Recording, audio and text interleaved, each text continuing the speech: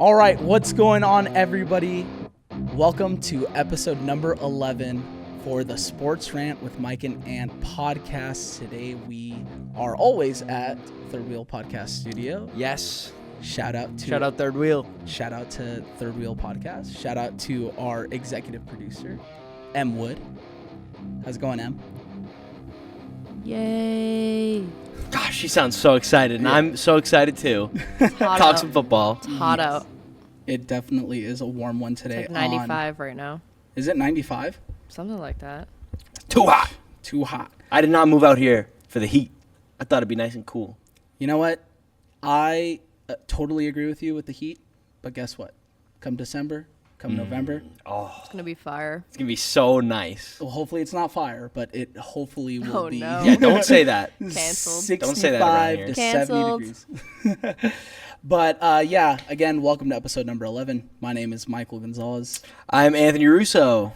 and thank you guys so much for joining us for another spectacular episode. Yes. And before we get anything kicked off and going, we haven't seen each other in a while. It's been a minute. It's been way too long, and I come bearing gifts Oh. for my two, I don't know how to, I guess, counterparts, but like my Homies. Cohorts, coworkers. two Fellow Co-po- Burbank baddies. fellow Burbankian baddies. Mm-hmm. I come bearing gifts for not only my host sitting to my right, Anthony Russo, Yes. but for our executive producer, M. Wood. So with us, I'm excited to see what these gifts are. He's mentioning that he has gifts, so I'm waiting. Whip them out. with episode number 11, I would like to extend some gifts. I love things. Bestow. I should have prepared this a little bit better. But I know they probably can't. What is it? I'm like so... I come bearing alcoholic beverages since we have not seen each other in almost a month. I will let you guys kind of take the pick of the That is litter. like, this is like, hold them up to the camera. I feel like I'm picking my Pokemon starter right now. It's like, how do you want your journey to go? High Noon, Pacifico, Coors Banquet. Coors Banquet. No. M, you pick first. Guys, this is M on cam for the first time. High Noon for M M. picked the High Noon. Yeah. All right, I'll do Gotcha. the course. You'll do the Coors? Yeah, I don't know if I've even had a Coors Banquet before. Coors Banquet. It's the champagne of beers not named Oh. Miller High Life. Okay, mine's kind of... Very crispy. Hell yeah, cheers, bro. Cheers. Thank you for the gift. I'm glad. Absolutely. I feel like it was... Glad I said yes. Mike said to use our improv training and say yes and to whatever. So yes and cheers. Is what I'm Cheers. saying. Cheers, M. Hell yeah, this is actually hitting real nice. Yeah. So, again, missed you guys. I haven't seen you guys in a minute, but we're right back where we left off, and yeah, let's get the sponsorship in the frame. But so today, episode number 11, we've got fun fact number 11. Hell yeah. It'd be weird if we had like fun fact 13 or something. Yeah, that just wouldn't really make sense with the trajectory we've been going. No, it would kind of ruin. It would ruin everything. So I'm glad you're bringing fun fact 11 today. And you know what? I'm trying to stay on par with, Hell yeah. like, we got episode 1, 2, 3. I want to make sure we're on par. What do we got here? Okay, so with fun fact number 11, I want to talk about a certain somebody and a certain number 11 Okay. that is currently no longer number 11. I want to talk about the biggest news in football the last couple of weeks. Oh, that is a great one. Yeah. Listen. Obviously. The stars aligned for this fun Yeah. fact to essentially be Absolutely. what episode number 11 is going to entail. And You're talking about... I can't think of anyone else who changed their number from 11. You're talking about Julian Edelman? No. You're talking about Julian Edelman? I'm not talking about Julian Edelman. No, nor am I talking about Trey Tucker, the slot wide receiver from the Raiders, actually- who went from number 11 to number 1. I knew someone else changed. I'm planning on asking you about him later. But Okay. right now, I'm sure you're talking about The biggest news in all of Michael the NFL. Parsnips. What's his name? I forget it. Micah Parsons traded To the Packers. from the Dallas Cowboys to the Green Bay Packers. And you know what? There's not really a fact behind it, although there are multiple facts that we can lead into with this story. Yeah. But I just want to jump right into it. I'd love to talk about this for a minute. They didn't get enough for him. And I don't want to say they got a bag of chips because they did get 2 firsts and a player, Kenny Clark. Yeah. But, I mean, it's like instead of trading him for a bag of chips, you traded him for, like a piece of steak or something. Like, yeah, you got some stuff back, but he's like he's going to be so good for such a long time. Yeah. It's just they could have gotten, like, the whole restaurant. Right. I agree with that. I think the number one thing that's been going on with this story is, like, nobody else could have beat this offer. No other team, the Bills, the Ravens, you go down the list, the Commanders, they couldn't beat this. Well, I mean, the Cowboys were never going to trade him to the Commanders. But what I'm getting at here is, like, it's a decent haul, but for a generational superstar edge rusher, we're not talking about a safety. We're not talking about Jamal Adams getting traded for 2 first-round picks. We're not talking about a wide receiver getting traded for a first. We're talking about a premier position where there are maybe 10 guys in the entire league. Of all 32 teams, there are maybe 10 guys that are absolute difference makers each and every single week on the edge. And how many of them are 26 years old? Exactly. Coming off of so you trade him and sign the contract. Mm-hmm. He is that good. He's not even top 10. He's like top 5. Top 5, top 3. He's up there, and he's 26. He's signing that contract at the earliest possible point that he could sign a second contract. You just don't get a player that good, that young. You don't, unless you draft him. That's how. And you usually don't lose them when you draft them like that. You give them all the money they want. The only comparable trade in NFL history in regards to an edge rusher at this age, at this juncture of their career, already proven, a dominance in this league is, and unfortunately I hate to say it, is Khalil Mack. Mm-hmm. When Khalil Mack got traded from the Raiders to the Bears, it required 2 first-round picks, a third-round pick, I believe, and the Raiders had to give up a third-round pick in that deal, and that just doesn't make sense. Like, or no, I think it was a second-round pick. I believe it was a second-round pick the Raiders had to give up or something like that. That's ridiculous. Like, it's just like, no, if you're trading a guy like Michael Parsons, Khalil Mack, Nick Bosa, for example, like Max Crosby, you have to get a generational return in. Yes. A king's ransom. Yeah. I love that phrase being used for trades in, like, the NFL. Gosh, I forget what year it was, but somebody traded up to the number 1 pick. Did the Rams trade up for No. Some team traded down, and they just, like, it was like the report was like they require, quote, a king's ransom. And I always thought that was, like, so funny, but also valid of, like, yeah, you need to give – it needs to hurt you to get this player. Yes. But then you have the player. Yeah. Well, and that's the thing. You can look at it from both scales. Okay. The Cowboys received 2 first-round picks. That's 2 more than they had. Mm-hmm. Okay.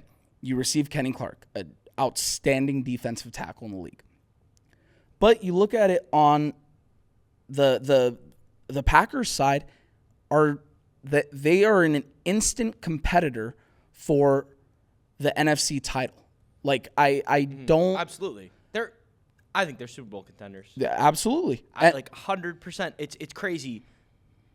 And I mean, the only comparison I can draw is to, and it's a different sport, the Luka trade, which also happened this year and also came out of Dallas. Dallas is Dallas is down bad. They got Sucks Cooper to Flag. suck.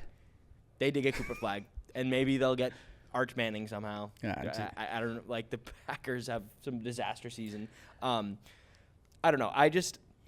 It's not only is the player game-changing, top of the league, absolutely affects so much, but 26 years old, both of them. Mm-hmm. Yep. It's crazy, the youth of these star generational players being traded. I consider Micah Parsons to just be, I would say, like a one-man pass rush machine. Like, you can have a bad pass rush, you get him, you instantly are okay at the pass rush. If not, great. If you have anybody else on the other side, you have a great pass rush. Yep. I just think I think it's crazy. I just think it's crazy. Like, good for the Packers, man. I would have given up a lot more than that to get him on the Pats. For sure. And I wanna get into both sides of the trade rather than just kind of giving, like whatever we think of it. Of course, we all kind of just look at it like, what are the Cowboys doing? But let's go on both sides. So let's start with the Cowboys side. So Dallas receives, obviously, like we said, 2 first-round picks. Kenny Clark, defensive tackle. I think he's 35, 36 years old at this point of his career. Is? I think so. He's up there. He went to UCLA. Holy shit. I think he's 34. 34, I think, is on That's old. the younger side, I would guess. No. No, I think he's 29. Kenny Clark? We're going to cut that completely out. No, it's okay. It's okay because, I mean, he is just an older dude, and maybe he is 29, but maybe he doesn't always look 29. He hasn't played. He didn't play like he was 29 last year. Yeah. He kind of had a down I think season. he's good, and I mean, 29 is oldish. I guess in 3 years, Micah Parsons will be 29. Yeah. You have 3 years of Micah Parsons before he's that, and he's better than Kenny Clark ever would even have imagined being. I think he's better right now than do you think he's better than Khalil Mack? At the point of trading? Because no, I wouldn't say that. Khalil Mack was like 29. No, 26. He was 26. He was 26 when he got traded. 26. Okay, so it's very similar. Very, very similar, Yeah, and that's always the comparison that we've heard the last week. Is I'm sure. Like, but so on Dallas's side of things, their whole point was Jerry's was too stubborn in this whole negotiation process in this entire situation. And his whole deflect mechanism is saying, we need to stop the run. We're going to be better at stopping the run with Kenny Clark. Yeah, I absolutely agree with that. I think your run defense is going to be better with Kenny Clark because Micah wasn't the best against the run. But guess what? Is your defense as a whole unit better with Kenny Clark and 2 first-round picks that aren't even going to be relevant for the next couple years? Or are you better off with Micah Parsons? Micah, at this point of his career, his lowest sack total, I think, was 12. And that was this past season. He's a game wrecker. He's an enforcer on the front line of defense. In the front 7, I mean, you can have scrubs at linebacker. You can have scrubs in the interior. But Micah is a game wrecker. You don't trade somebody like that. Unless, you're getting like you alluded to earlier, a king's ransom. So with this deal, Dallas thought that they didn't have to pay the contract, and granted, they didn't because they just paid Deron Bland $90 million over 4 years, extra money because you're no longer have that burden of having to pay Micah. I just don't understand where Dallas is coming from. And this is a year I think we thought Dallas was going to be a lot more competitive. Dak's healthy, CD's healthy. You had Micah. Different coach, different system. On Dallas's end, I'm simply flabbergasted. Yep. Flabbergasted. It is. It's like you make your run defense a little bit better. Kenny Clark gonna help you stop the run. Yep. But what happened to your pass rush? You just went from having Micah Parsons to not having Micah Parsons, and they took a guy in the second round, edge, out of BC actually. Donovan Ezeraku, who I think, and I think many people expected him to go a little sooner. I definitely had kind of tabs on him in the draft because, I like a BC guy. Yep. Shout out Harold Landry. We got him in New England, finally.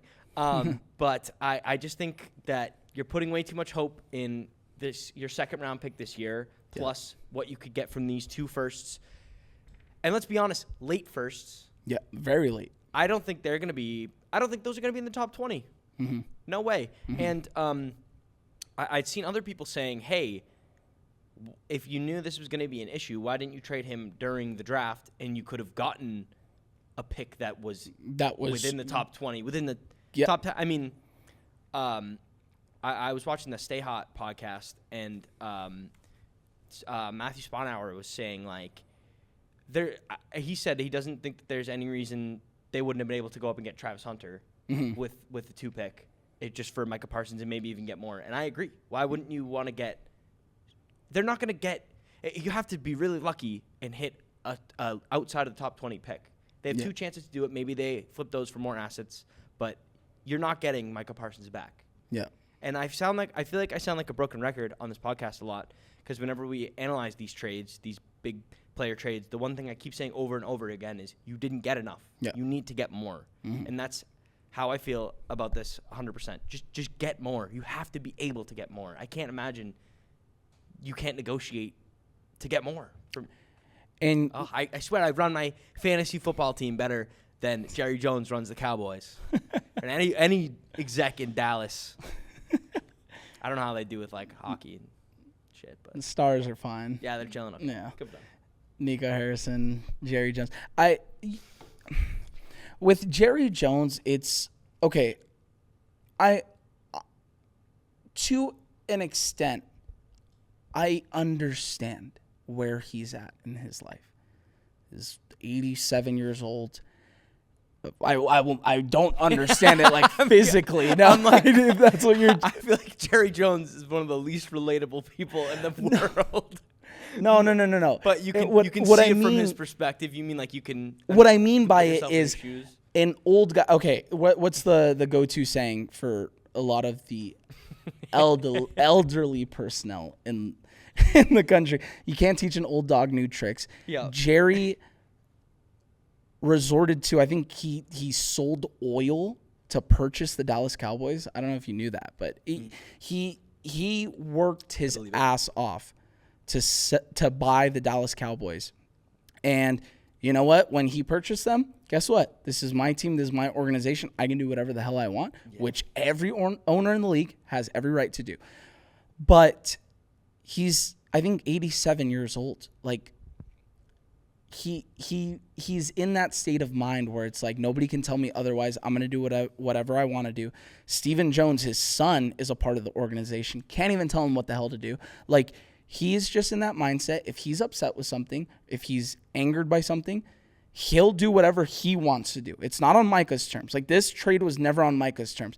The deal maybe could have gotten done, but guess what? Jerry Jones, at the end of the day, he's paying Dak $63 million this upcoming season. He's paying CD over 35. Way too much money for Dak. So what? You're going to pay Micah 47, I think, is the annual guarantee for I feel like you have to, though, because you have Dak as the highest paid quarterback in the league, and it's like you're either just wasting that money and messing around doing whatever with the highest paid quarterback, not making any waves in the playoffs, not doing anything. So the Dak contract is like you're trying to compete, you're buying. Yeah. And now with the Micah situation, it's like, okay, no, you're not. You're selling. You're trying not to compete. It's right. Weird. They're in a weird middle ground. I think it's always better for a team to either be all in or all out. And I think between the two, I would rather have Parsons as the highest paid non-quarterback in the NFL than I would have Dak as the highest paid quarterback in the NFL. I think a lot of people would agree on that. And I think that Jerry Jones he's always been a man of theatrics. Like, he loves to have the spotlight. He loves to have kind of like not necessarily like that he likes to have a circus going on, but if it is going on, he's like, great. Eyes Loves on the us. attention. Yeah, he loves the attention. He'd be the kind of guy who would like do good in a WWE type situation. He wants it all to be dramatic. But when it comes to contract negotiations, he kind of I feel like is it crazy to say that he almost lets them ride out just to be dramatic? Because I mean, with the Dak deal, he ended up having it ride out. All the other quarterbacks got signed to reasonable deals, and then he had to make him the highest paid quarterback. Well, I understand that sentiment, but okay. So like you said, Jerry Jones is all about the drama. He would be great in a WWE setting. Yeah. I totally get that point. He'd be funny. But I think he's a very ego-centric male that loves to be that guy. His ego gets ahead of him every single way that he moves. If this Micah deal never played out, okay, say he didn't get traded, they start the season tomorrow. First game of the season is tomorrow. Micah doesn't suit up, doesn't play. Then all of a sudden it's like, wait, everybody was anticipating that today. Actually, there was a lot of Cowboy fans, there's a lot of NFL people that said the Micah deal was either going to get done today or tomorrow, right before the game. How dramatic would that be? Right. The Jones special. So with that in mind, don't you think in the back of Jerry's mind, in the back of his mind, you know, it would be real crazy. Imagine had this deal, this trade never went through, and he doesn't get a deal done with him week one. What's all of a sudden, and there's a lot of things being said about Jerry Jones right now. What all of a sudden gets said about Jerry? Wow, this is the one deal that he can't get done. And how much would that eat away at his ego for the next minute, the next hour, the next week, I think Jerry got to the point where this is unsolvable. And he said, you know what? I'm going to do whatever I want to do. And he trades him. Because if he truly thought there was a deal to be done, we would never heard anything. The fact that it got to this point. But it is entertaining as hell. Yeah. And, you know, I always have an appreciation for somebody who cares about being entertaining. Yeah. Yeah, I get it. Because the way you just framed it is you're right. That is probably what's going through his head. I need to win. I did it with Dak. I did it with Zeke. I did it with CD. I did it with Zach Martin. I did it with Michael Irvin. He's like, wait, this Dak situation, I don't think I can do it. I don't think I can do it. I refuse to speak to the agent. Wait, okay. No, I don't need my image in his mind, you know, tarnished. And, you know, so I don't know. Just something to think about. But he did try to negotiate with Parsons without his agent. Yeah, I know. Which is crazy because he's like Micah Parsons. As much as we're talking about him as this like crazy game breaker, one man pass rush, he could carry a defense. He should be paid higher than any non-quarterback in the league. And he's so young. He's 26. He is so young. He's 26. He's our age. Yeah. He's like a year older than me. Imagine Jerry Jones tried to sit me down and negotiate a contract. I'm too young for that shit. Where's my agent? You know, that's crazy to think that he was trying to negotiate. And last point I'll touch on the Cowboy side is, okay, Jerry claimed, and he threw a lot of digs at Micah. I think people are quick, like I said with the Rafael Devers situation, I think a lot of people are quick to blame the player. How about let's blame the organization / the owner / the GM because he's all three. Jerry Jones, I'm speaking about. Dictatorship. It is. It's the exact opposite of the Green Bay Packers, which is funny because they trade. Interesting. Yeah. Two different philosophies. Two different. With Jerry, I forgot where I was going with this. Sorry. No, it's all good. With Jerry. Wow. You're saying we should put blame on the owners? Yeah. Okay. Oh, yeah. So with the digs that he was throwing at Micah, I mean, so there's a lot of people, and Dallas media was saying that Micah is very immature and that, you know, he didn't get along with teammates. Are we not going to talk about the owner calling him Michael saying that the crowd chanted CD last year when they were negotiating with CD Lamb louder than they were cheering for Micah Parsons. So if we're quick to blame the player, the owner that's throwing these digs.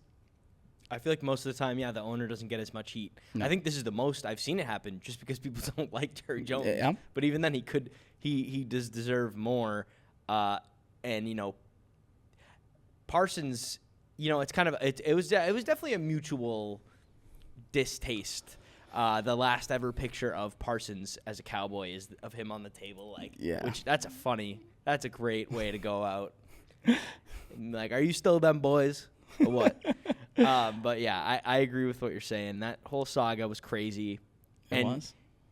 And all that drama and all that shit going down, who shows up and is like, I'll be a part of that. The Green Bay Packers, they make out like bandits. And what a perfect way to transition to the Green Bay Packers. So let's go. Mm-hmm. So we talked about the Cowboys side of things. Mm-hmm. Let's go to the Green Bay Packers side of things. It's looking good. Okay. We haven't done any predictions or anything like that. Yeah. We can maybe do them next episode, but real quick. Before maybe episode 13. Week, I have some plans for episode 12. Before this trade, what was your ceiling for the Green Bay Packers? I guess I wasn't really thinking about it that much. It's like Green Bay Packers, they're absolutely a playoff team. I'd say they're a playoff team. Mm-hmm. And their fringe, I'd say I would consider their ceiling to be an NFC Championship game, but I didn't really see them going to the Super Bowl. Okay. And I think I'd put their highest range as NFC Championship game. And obviously, if you get to the NFC Championship game, you just have to win one game. Then you have to win one more game. But I'm saying, I personally didn't see them making or winning the Super Bowl this year. So you thought their ceiling was NFC Championship game? I would say that, yeah. And I would consider their floor to be a wild card team. Okay. I think they were making the playoffs. So that's before the Micah trade. For me, I saw them as a 10 to 11 win team, have a bunch of question marks. I don't know what the receiving core is going to look like. I do not know if Josh Jacobs can replicate the season that he had last season. Okay. I didn't know if Jordan Love is going to be a 4-touchdown, 400-yard guy one game, and then the next game, 3 INTs, 1 touchdown, 185 yards. Those were my question marks. That's why I had them. But I still think they were a good football team before this trade. So now, let me ask you. After the Micah trade, you had them. So my ceiling, I guess, would have been maybe win a playoff game, maybe win a wild card game, lose in the divisional round. I just didn't see huge expectations for them. My ceiling my floor would have been 9-win team, don't make the playoffs. Yeah, I guess I would say I'm a Jordan Love believer. I think that I still view him in very much similar light going into this season as I did into last season. Yeah. I know that last season was a bit of a down year for him. I don't think that personally that I took that into account for him as much. I think I'm going to give him one more year before I'm like, or a couple more weeks at least before I'm like, I don't know. With Josh Jacobs, I guess I just felt like we'd get the same guy for at least one more year. Maybe not. Hey, you know a little more about the guy than I do. The receivers have never been solid in Green Bay. I'd say their most solid receiving option is am I not going to remember his Christian name? Watson? Ferguson. Ferguson. No, that's Cowboys. They have the guy Tunyon. Robert Tunyon? No, but he's dope. No, that's going to kill me. I'll think of it. Not Luke Musgrave. Oh, Luke Musgrave, yeah. No, the other guy. They have the guy who just broke out last year. Okay, well. Luke Musgrave, the tight end from Oregon State? No. Oh, my God, I just looked up Green Bay Packers. I didn't look up roster. Okay. They got a tight end who can catch. I think he's their most reliable option. I'll get his name in just a second. But then their receivers are kind of a mess. Okay, they have Reed, who looks like a stud when he's playing well, when he's healthy, when he's out there. little shorter guy. You know, Yeah. maybe he's not your like X, but he's kind of playing that and he's playing it well. You have Dobbs, who is like the most baseline, like vanilla possession receiver.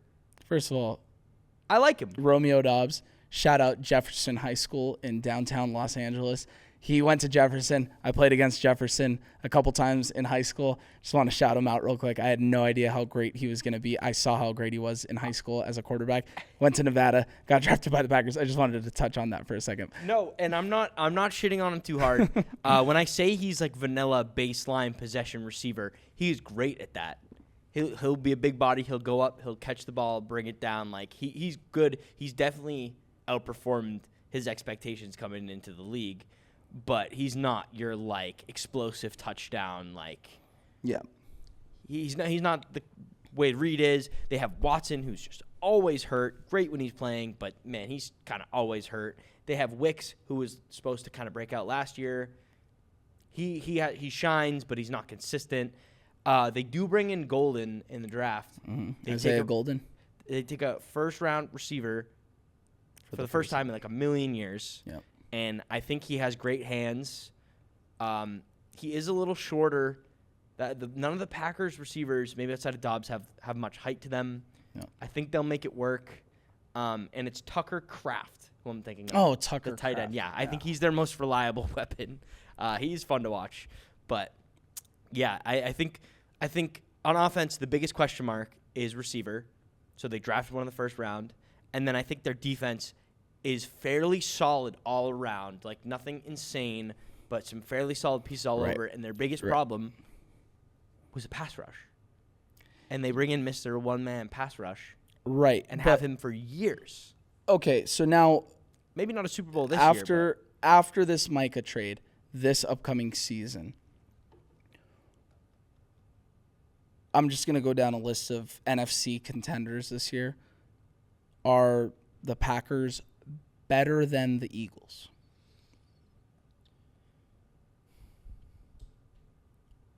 No. Certainly not. Are they better than the Lions?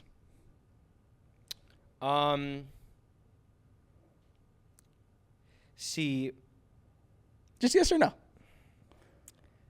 I guess it depends how Hutchinson comes back. I definitely think their defense is better than the Lions. Okay. So who's the better? But their offense, the offense of the Lions is the best thing in that whole game. I'd say they can compete with the Lions. Gut reaction. Packers. Give me the Packers. Okay. Over the Lions Are they right now. better than the Commanders? Yes. I'd put them over the Commanders right now. Are they better than the Niners? Yeah. They better than the Rams? Yeah. Okay. So you see them as a top 2 team in the NFC? Well, what about the Vikings? They're probably better than the Vikings. I don't know. I just think that if they get any receiver help, they should be doing really well. I think I'd put them top 2. I do like the Lions versus them, though. I think that'd be super close. So I'd put them 2 or 3. Okay. depending on the So Lions. for why I say all that is because I think the Packers sent a message to the entire NFL is we're a very good football team, which they've been pretty much my entire life. They've never been bad our entire life. Yeah. I think they sent a message saying we're going to go out there and make the big splash.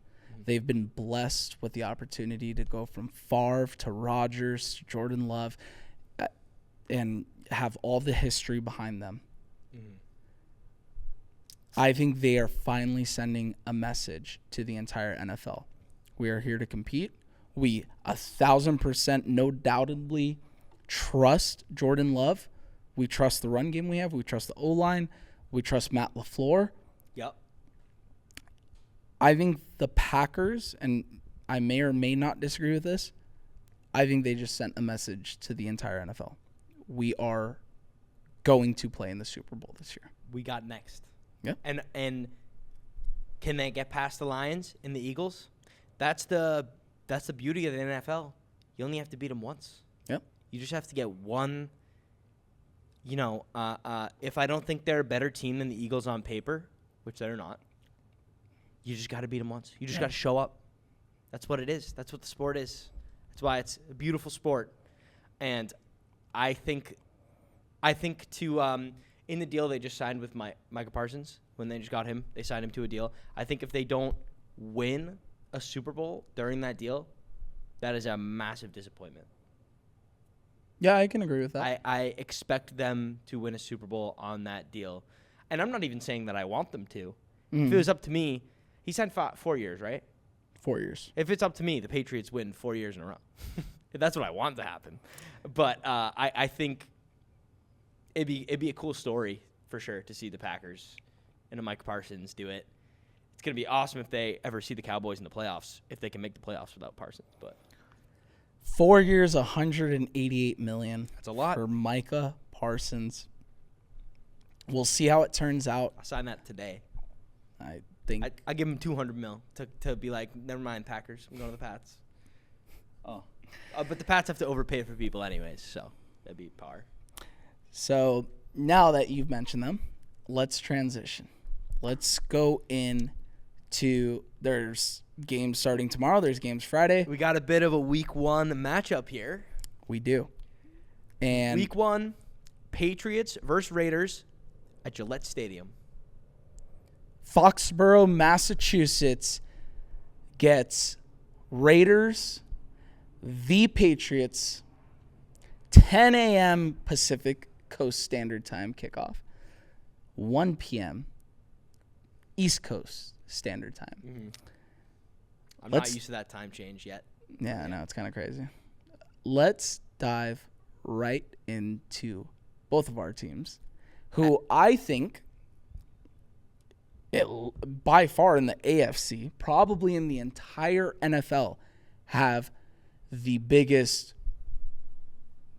They could go 10-7, Right. 11-6. They could be 4-13, 5-12. I would say they're both teams that were pretty bad last year that have made some serious off-season moves. And, I mean, it's just killing me waiting to see what the result of that is. Yep. First off, I mean, it's a perfect lineup for this podcast to have us playing each other Week 1. Obviously, if you can tell, I'm a huge Pats fan. Mike's a huge Raiders fan. I think we should put a little bit of a wager on this. Maybe for the following episode, we could do a jersey swap of. Yep. So like if I win, you wear this jersey. If you win, I wear that jersey. I'll wear the hat too. I mean, I almost think that we have to make it maybe a little bit more harsher on my side because I think it would hurt. I think you would hate to wear a Pats jersey a little. I feel like I don't hate the Raiders that much. Yeah. Yeah. I think the Raiders are cool. I know you don't like the Pats that much. I've kind of gotten over it. I'm just kind Right. of like, Well, whatever. it's a new regime and everything. I think a lot of people are excited about the Pats that maybe would have wished death upon their names like 5 years ago. Hey, let me tell you something. The Raiders' brand new partial owner is the greatest quarterback and greatest football player to ever touch planet Earth. Touch a piece of turf.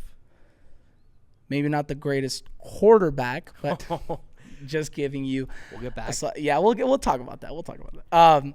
But yeah, huge question marks coming into this game. Mm-hmm. Both brand new coaches who are both massive upgrades. Yes. For both teams. Love them. Huge upgrades for both organizations. Pete Carroll on one side replacing Antonio Pierce, which was a disaster of a full-time hire. I want to talk about a disaster. Gerard Mayo, equally a disaster. Two guys who kind of found their way into head coaching jobs through goodwill, I would say. Yeah.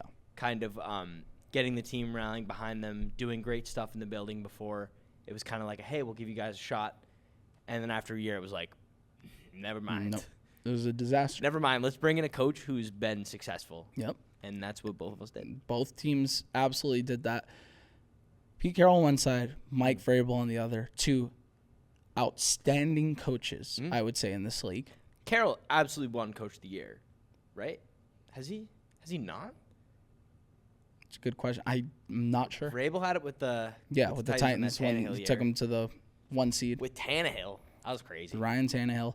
I don't know. Maybe Pete. No, I don't think he has actually. Well, he has rings. So. He's an outstanding coach. That's Pete Carroll you're talking about right there. Mike Vrabel, young guy, still young, still very young.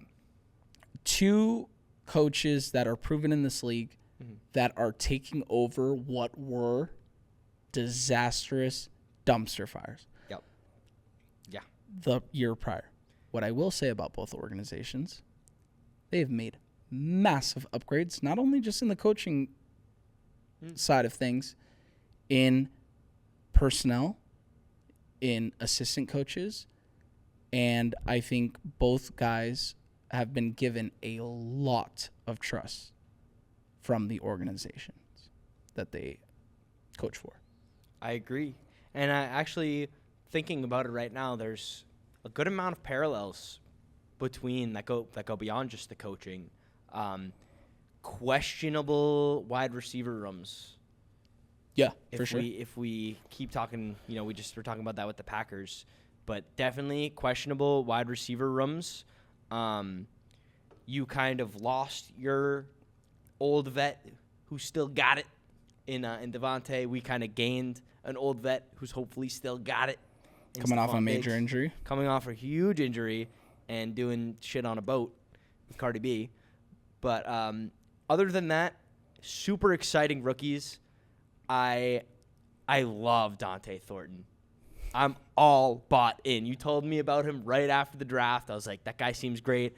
I'll tell you right now, I'm in 2 Dynasty fantasy football leagues on Sleeper. Got him in both. Yes. I'm excited. He's currently listed as a starter for the Ravens. Yes, he is. He's today. Third out. Yeah. Yep. As of today. He's going to play. Oh, yeah. Oh, for sure. He's going to get deep balls. And I have no doubt that he'll be able to do well with deep balls, 6'5", 4'3" flat. Mm-hmm. It's, can he learn to run routes like better than he has shown? Right. And if there's something you can teach in the NFL as a receiver, it's not being 6'5". It's not running a 4-3. It's routes, and it's understanding coverages and defenses. If he has the right people in his ear and he's really got his head down in the book and in the playbook, and he can, the sky's the limit. Who knows? It'd be awesome. Yeah. He's already beat out Jack Besh as a second-round talent in the wide receiver room, and I'm sure they'll play different roles, and Besh will have his time. Yeah. But, man, that guy's exciting. Yeah, he is. And I wanna say something. I don't know if you saw this. A Patriots reporter. Did you hear about this? Yesterday? I think it was yesterday or the day before. Said something I didn't like.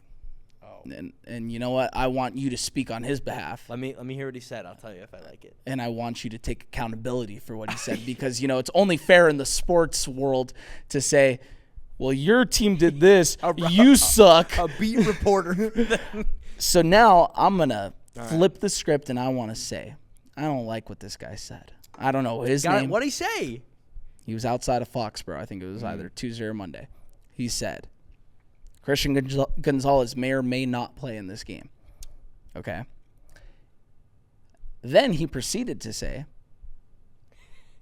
okay. They don't really need Christian Gonzalez. There's no receiver threat besides Brock Bowers on the Raiders. I want this guy to take it back.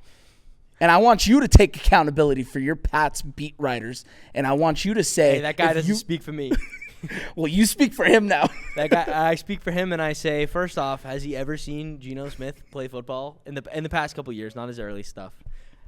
That guy can sling the rock to anybody. They have Jacoby. Is Jacoby gonna play? You think? Yeah, he'll play. They have Jacoby Myers. They have Thornton, who's gonna burn.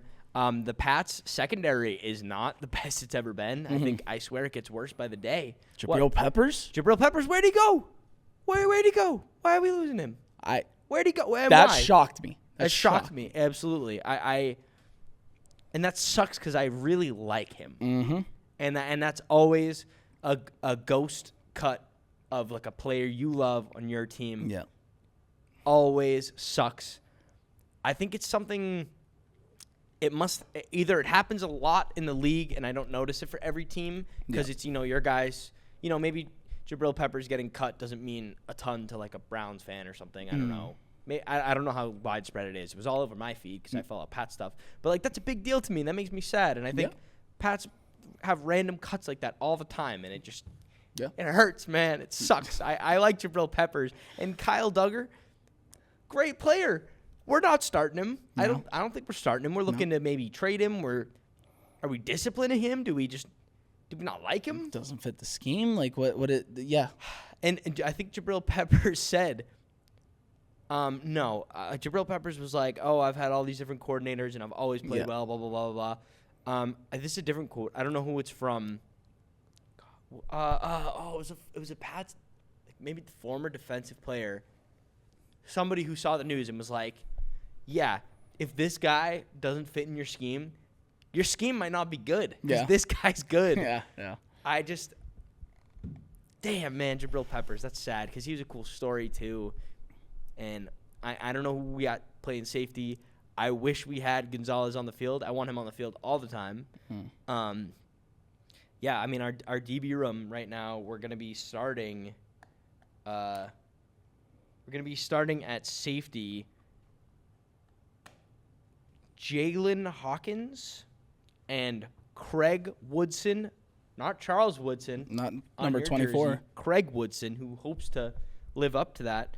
And then we'd have Marcus Jones, who's solid. He's a captain. Carlton Davis. No, Carlton. He's all right. No, he's very good. He's very good. Like, we just acquired him. Yeah, signed him. We're gonna see what he's got. Carlton's great. But I mean, to not have our best defensive player on the field and be like, we don't need him against the Raiders. I mean, first off, you don't know how much of a step the Raiders have made up. The Raiders upgraded their quarterback situation better than any team in the league did or could have this offseason. There's you could go out and get Sam Darnold. You could go out and get Cam Ward. That was really the quarterback options out there. Other than that, I guess the Vikings will have a different quarterback situation with J.J. McCarthy. Maybe he's good. Shout out my brother Nick, who is a big J.J. McCarthy believer. I believe in him too. Nick, I agree with that too. Nick, I met you multiple times. Nick, I agree with that. He's like the only. I haven't heard much J.J. McCarthy hype, but there's no reason. He's a low-key guy. Yeah. He went to Michigan. Yeah. He played under Harbaugh. Let the man. I don't mean to cut you off. No, but I'm excited to see him. I'm excited about J.J. McCarthy too. And I wanted, when there was talks about like the Vikings keeping Sam Darnold and like, oh, maybe you want to trade for J.J. gets traded. I'm like, Raiders, hop all over that. He's the typical to a T. What every head coach in the NFL, unless you want a gunslinging, just superstar dynamic, J.J. McCarthy is the perfect quarterback for any NFL head coach. He listens, he'll do whatever you ask, and he's physical, he's tough. Sorry to cut you up. I agree with that sentiment. I love J.J. McCarthy. I'm glad you had some shit to say about J.J. McCarthy. So, absolutely. But other than a quarterback you had, and maybe you're seeing something different from him, or drafting a guy, Cam Ward's the only great quarterback in potentially in the draft. I mean, we'll see how they pan out. And then Darnold, who was just a downgrade from Geno for the Seahawks. Yeah. You guys upgraded your quarterback situation more than anybody. Mm-hmm. He can sling it. He'll make receivers better. And yeah, that reporter doesn't know what he's talking about. I wish we had him. I mean, it's one thing to be cocky and like say some fun shit, but like if he actually thinks that, then I'm like, I don't know. Yeah. I don't know. What's up, dude? Also, really quickly, I want to point out. So we have Craig Woodson starting at safety. It looks like, and our last string cornerback is Charles Woods. So if we combine Charles Woods and Craig Woodson, we'd have Charles Woodson. So hopefully they can like combine into a great Hall of Famer. On the flip side, the Patriots. I think it was last episode or 2 episodes ago. You brought up Josh McDaniels. I almost broke everything in this studio. Sorry, M, and sorry, the Third Wheel Podcast studio. We're holding them back. Gonna go crazy when you brought up the name, the breadth of Josh McDaniels. I will say, As a coach. as a head coach, as an offensive coordinator, pretty good. For Drake May,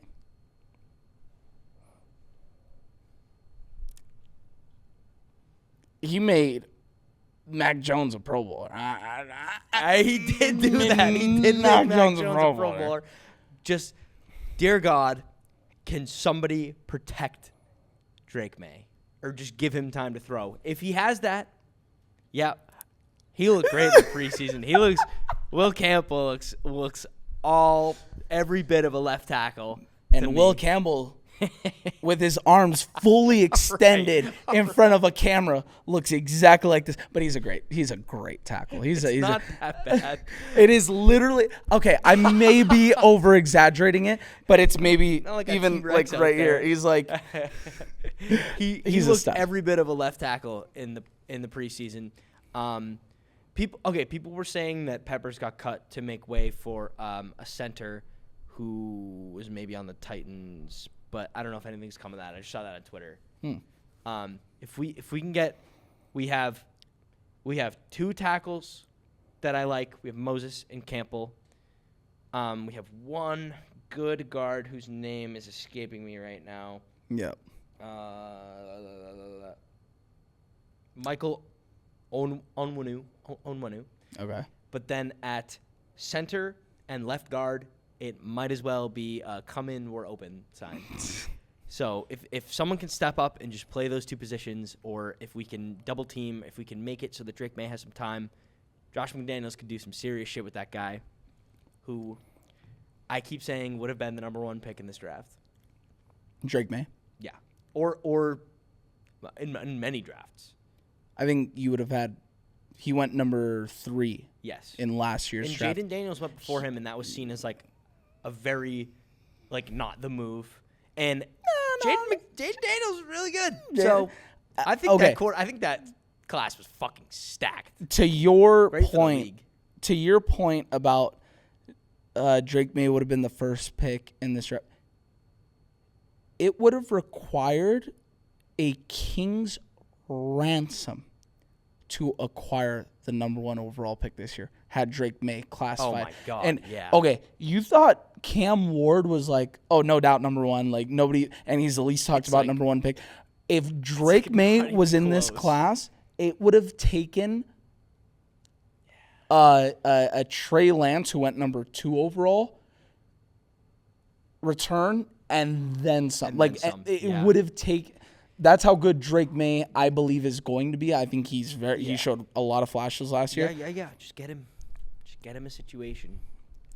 Both teams, Ramondre Stevenson's gonna. I think he's a starting running back. Pretty solid. They have Henderson listed as the third third or 4th string. string. He's gonna get his fucking touches. play. He's gonna get his touches. I think I noticed all the rookies that aren't necessarily starting are at the bottom of the depth chart. It's probably like something. Yeah. A measure like, oh yeah, we'll put the rookies down there and see what they do. Whatever. He's gonna play. He's gonna get a lot of touches. The highest pick besides Will Campbell, who we already almost touched on, but we couldn't reach out far enough to touch him. Sure. Just giving you shit. Ashton Genty. Yeah. What is he gonna play in this game? And that is, I think, what a lot of Raider fans. So we have this not too far gone memory of Josh Jacobs' first game in the NFL against the Denver Broncos at the Oakland Coliseum. And he went crazy that game. Like, he was running guys over. He rushed for, I think, over 100 yards, if my memory serves me correctly. He went berserk that game. Ashton Genty, let me tell Raider Nation right now, that's not going to be the case this game. Don't think so? I think the Pats are going to stack the box. They're going to force Geno to throw it deep, and they're going to make the wide receiver core of the Raiders beat them. They'll cover Brock, and I'm sure he'll get double-teamed a lot of the time. They'll have a safety drop down, a linebacker on him, a speedy linebacker. But the key in this game is not going to be Ashton Genty, because they're going to stack the box. He'll probably get his 20 touches, and I assume/predict he's going to get anywhere from 75 to maybe 85 yards. And you look at that stat line, you said it's a pretty good, Hell it's a pretty yeah. good day. It's a pretty good day. Debut. That's like a hell of a debut for anybody. But like Ashton Genty, obviously the expectations are through the roof. Unbelievable running back prospect, best we've seen since Saquon type thing. Yeah. Raider Nation, don't get your hopes up. He's not going to rush for 120 yards this game. I'd be sick if he did. No, not against us though.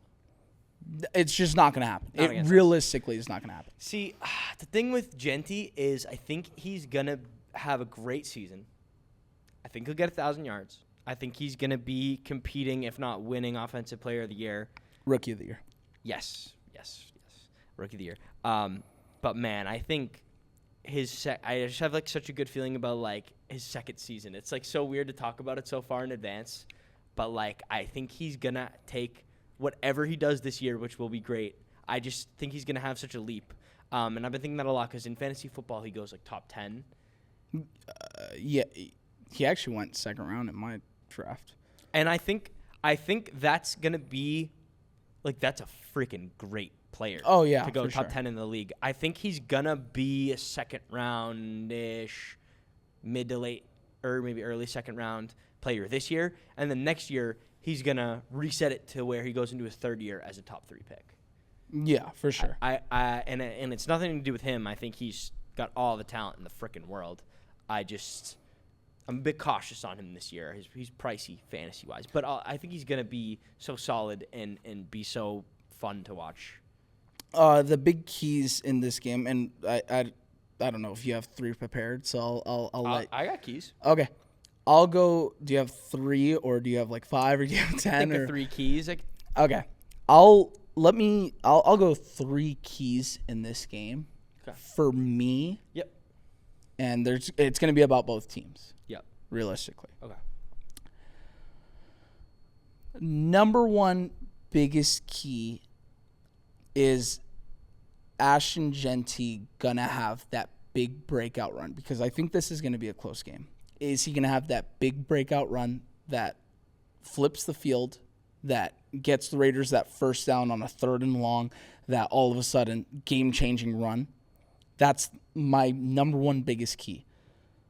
Number 2, is the Raiders' cornerbacks going to be able to contain Drake May as far as throwing the ball downfield?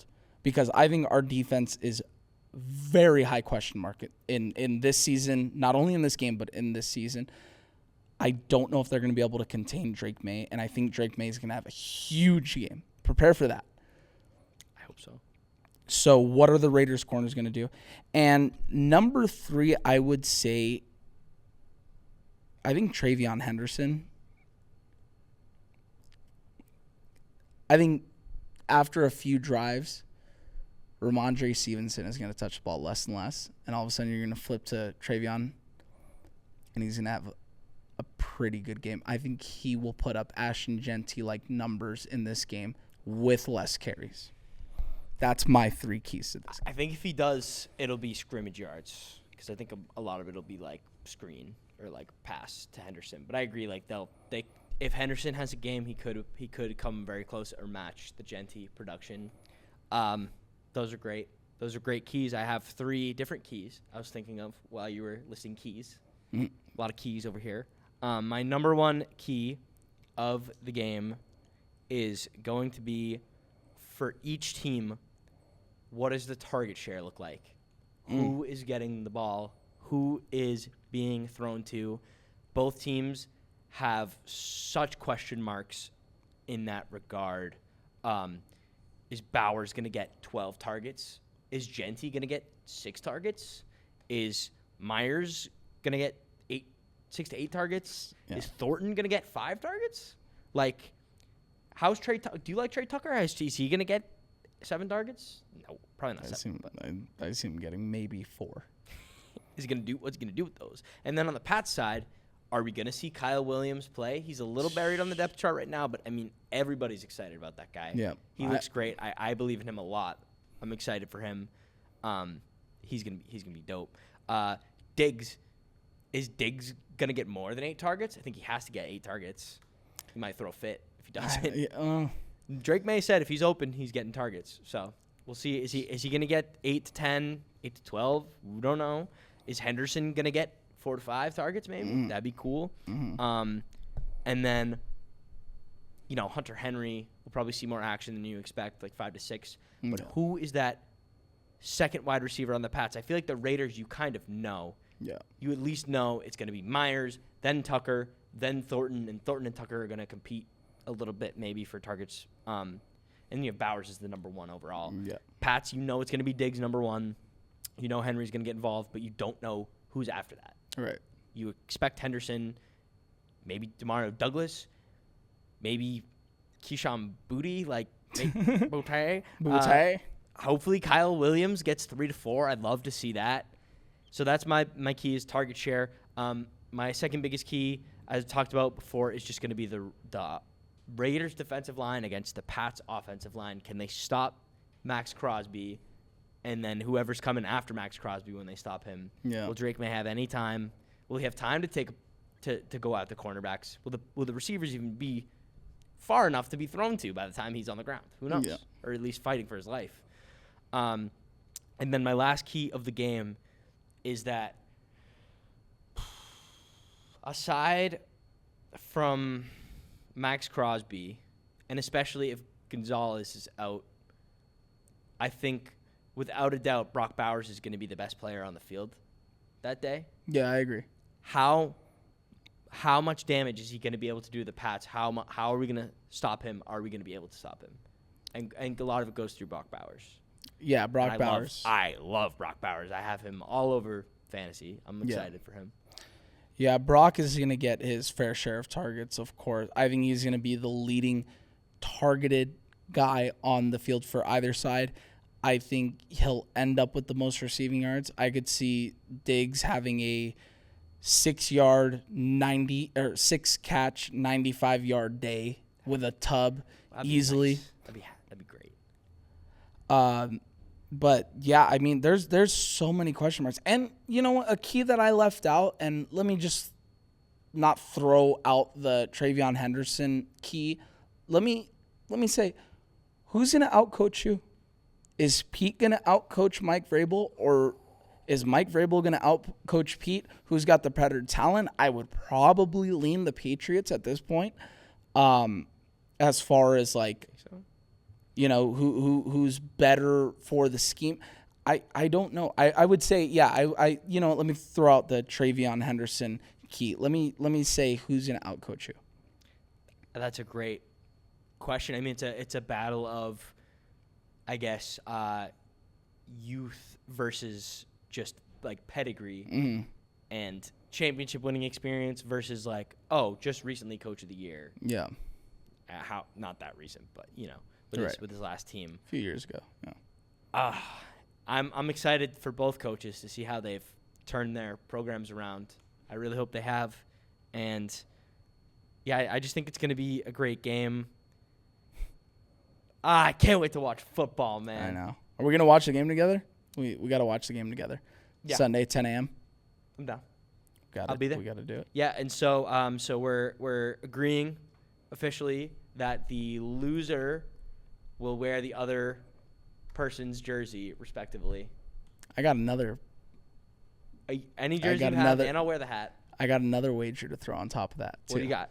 Not only that, because that was going to be my wager, that Okay. next episode, the other guy has to wear the other team's jersey. From Sunday on. From Sunday to Sunday. So next Sunday, okay. From this upcoming Sunday, both teams post the final score or whatever. So from Sunday, this upcoming Sunday, I think it's the 7th or something like that. One of those. The losing team has to post the winning teams on their Instagram story. Okay? If the Raiders win, you post the Raiders post, defeated the Patriots, whatever. If the Pats win, I post the Pats win. And then every single day from Sunday to the following Sunday, you must post, no, not the final score. That Sunday, you have to post that final score. You have to repost the post, I guess. every single day, you must repost the opposing team, whatever they post or whatever they've posted.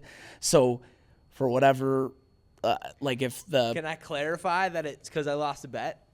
no, I'm gonna lose you must followers. say, so proud of my team, love my team. You have to put some sort of caption supporting. Do you want to do this? You want to wager? You want to make it a bet? You want to make it? Are you confident in your team? I want to throw this wager in there. Fuck it. Yeah, I'll do it. Okay, so every single Damn. day, that entire week, from Sunday So to the just following if Sunday. on Instagram, is it like Instagram stories? Yeah. Whatever the If the- Pats post, if if the Pats post something, I'll repost it and say like a thumbs up or something there. I'll just post something. I guess hopefully there's like a Tom Brady thing in there for the Raiders. That'd be the only solace for me if I could post Brady on my story. Damn, that's a harsher bet than I was expecting, but I'll do it. Here. All right, we're getting this on camera. This is an official bet. Hell yeah. So you must repost whatever. And if they don't, say the Raiders or the Pats don't post on that Tuesday, Then you you're must dead. go dig whatever you got find and repost. You must do it. Fuck. It's like one a day. The one a day. Yeah. Okay. 7 days. I can do that. Sunday to Sunday. 7 hours. Really quick. They're doing commercials on Red Zone now. Yeah, Bullshit. it sucks. Boycott. Boycott Red Zone. Boycott Red Zone. I have to watch I just have to watch the games. Fuck.